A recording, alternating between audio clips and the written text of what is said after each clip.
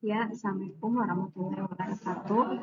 Di sini saya sebagai apoteker setia sarjana farmasi, saya sedang melanjutkan magister farmasi di Universitas 17 Agustus 1945 Jakarta, angkatan ketiga tahun 2024. Di sini saya akan mereview artikel yang berjudul penggunaan metilpenidet dan pelaporan penyakit katup jantung. Di sini artikelnya itu menganalisis farmakovigilans global pada anak-anak dan orang dewasa. Next. Yang pertama, ADHD. ADHD yang disebut juga dengan Attention Deficit Hyperactivity Disorder adalah gangguan neuropsikiatri yang ditandai dengan 3 gejala utama.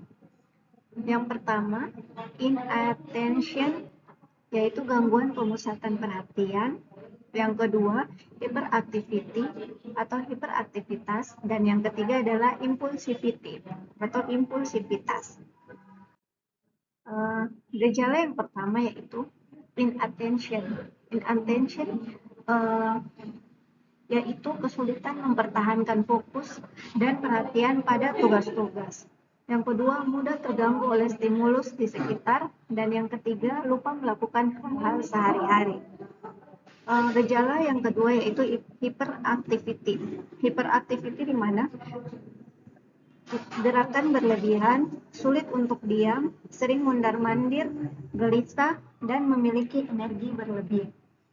Gejala yang ketiga yaitu impulsivity.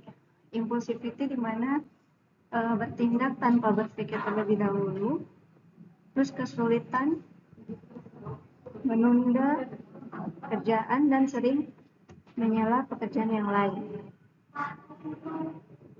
Next. Obat-obatan simultan. Obat-obatan stimulan seperti metilpenidet memang umum digunakan untuk membantu mengelola gejala-gejala ADHD.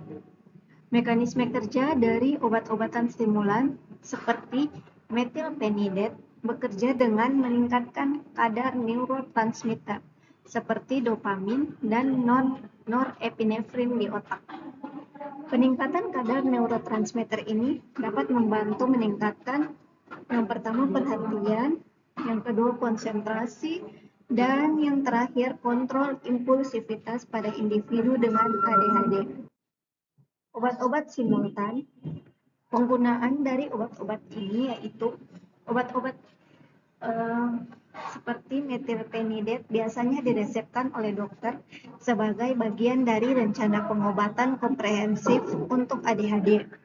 Dosis dan pengaturan waktu pemberian obat disesuaikan secara individual berdasarkan respon dan efek samping yang dialami oleh pasien. Efek sampingnya yaitu penurunan nafsu makan, gangguan tidur, sakit kepala, dan juga kecemasan. Namun efek samping ini umumnya dapat dikelola dengan penyesuaian dosis pemantauan yang ketat oleh dokter.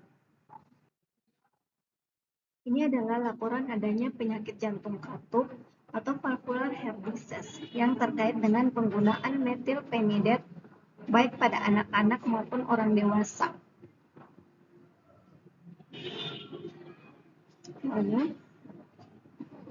Next. Penyakit jantung katup valvular heart disease adalah kondisi di mana salah satu atau lebih katup jantung tidak berfungsi secara normal. Hal ini dapat menyebabkan kebocoran atau yang disebut juga regurgitasi atau penyempitan, stenosis katup yang membebani jantung. Beberapa studi dan laporan kasus telah mengindikasi kemungkinan adanya hubungan antara penggunaan metilpenidet dan peningkatan risiko penyakit jantung katup.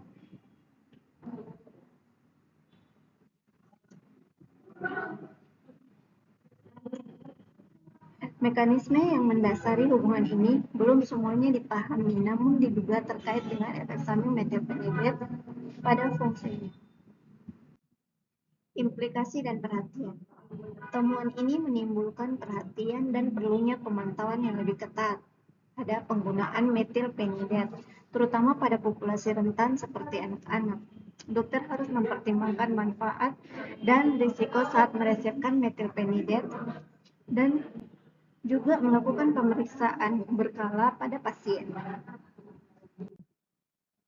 Analisis global terkait farmakawaspadaan atau pharmacovigilance mengenai hubungan antara penggunaan metilpenidat dan penyakit jantung katup. Pengawasan globalnya itu berbagai otoritas regulasi kesehatan di seluruh dunia, seperti FDA di Amerika Serikat dan EMA di Eropa, telah melakukan pengawasan keamanan obat-obatan secara global. Yang kedua, sistem pelaporan efek samping obat atau Adverse Drug Reaction atau yang disebut juga dengan ADR menjadi kunci dalam mengidentifikasi dan menganalisis hubungan antara obat-obatan dan kejadian yang tidak diinginkan. Tren dan laporan kasus. Beberapa laporan kasus telah mengidentifikasi kejadian penyakit jantung katup pada pasien yang menggunakan metilpenidat, baik pada anak-anak maupun orang dewasa. Meskipun jumlahnya rentan, laporan ini telah membuktikan analisis lebih lanjut. Penggunaan metilfevidat dikaitkan dengan peningkatan risiko penyakit katup jantung, khususnya prolaps katup mitral dan regurgitasi katup. Risiko ini tampaknya lebih tinggi pada anak-anak dibandingkan orang dewasa yang menggunakan metilfevidat. Analisis data farmakosurveillance global menunjukkan bahwa jumlah laporan efek samping kardiovaskular termasuk penyakit katup jantung terus meningkat seiring waktu penggunaan metilfevidat. Peneliti menyarankan perlunya pemantauan yang lebih ketat terhadap pasien, terutama anak-anak, yang menggunakan metilfevidat dan mempertimbangkan pemeriksaan kardiovaskular berkala. Studi lebih lanjut diperlukan untuk memahami mekanisme biologis yang mendasari hubungan antara metilfevidat dan penyakit katup jantung. Jurnal ini melaporkan hasil analisis farmakosurveillance global terkait penggunaan obat metilfevidat dan laporan penyakit katup jantung pada anak-anak dan dewasa. Metilfevidat adalah obat stimulan yang sering diresepkan untuk gangguan pemusatan perhatian dan hiperaktivitas atau yang disebut juga dengan ADHD. Oke, terima kasih atas kesempatan yang diberikan untuk saya dalam kesempatan ini.